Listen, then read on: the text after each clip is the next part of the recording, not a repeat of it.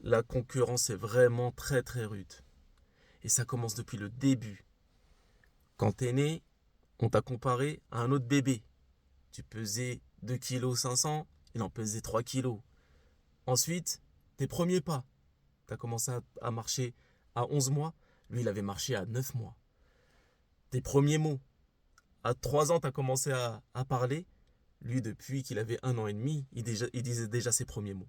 Quand tu es rentré à l'école, eh ben, tu étais le premier de la classe, mais lui, il a sauté une classe. Ensuite, quand tu as passé ton bac, tu as eu ton bac avec mention. Lui, il a eu les félicitations. Ensuite, tu t'es marié à 30 ans. Il s'était marié à 25 ans. Il a maintenant 5 enfants, t'en as 3. Tu as trouvé un bon poste dans ton travail avec tes compétences. Lui, il est carrément gérant de sa propre boîte. Ensuite, il a construit sa maison, mais toi, t'as qu'un appartement. Et ça va comme cela jusqu'à la mort. T'as été enterré dans un cimetière quelconque, il a été enterré en terre sainte. Et on va comparer comme ça, on va se concurrencer. Ensuite, il y a même cela dans l'aspect religieux. Ah, lui, il a appris le Coran. Lui, il a appris le Coran avec des lectures. En plus, lui, il a une page de rappel où il a 300 000 abonnés. Lui, il en a 2 millions d'abonnés.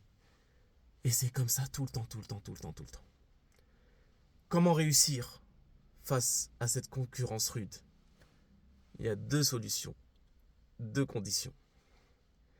Première condition, être sincère et le faire exclusivement pour plaire à Allah subhanahu wa ta'ala dans le but de l'adorer. Donc tu peux avoir les meilleures choses de la dunya, être en très bonne santé, avoir une vaste demeure, avoir une belle famille, une grande famille, avoir des moyens. Et si tu as cette proximité avec Allah subhanahu wa ta'ala, tu utilises ces moyens-là pour l'adorer convenablement et partager et aider les gens autour de toi. Et dans la religion, si tu as des grandes connaissances que tu utilises pour te rapprocher de lui, prier la nuit et être dans sa proximité, la proximité d'Allah Azzawajal, c'est une bonne chose aussi. Mais cette condition-là, c'est ça, d'être sincère et de vouer un culte exclusif à Allah subhanahu wa ta'ala. Et deuxième condition, ne pas t'enorgueillir de cela.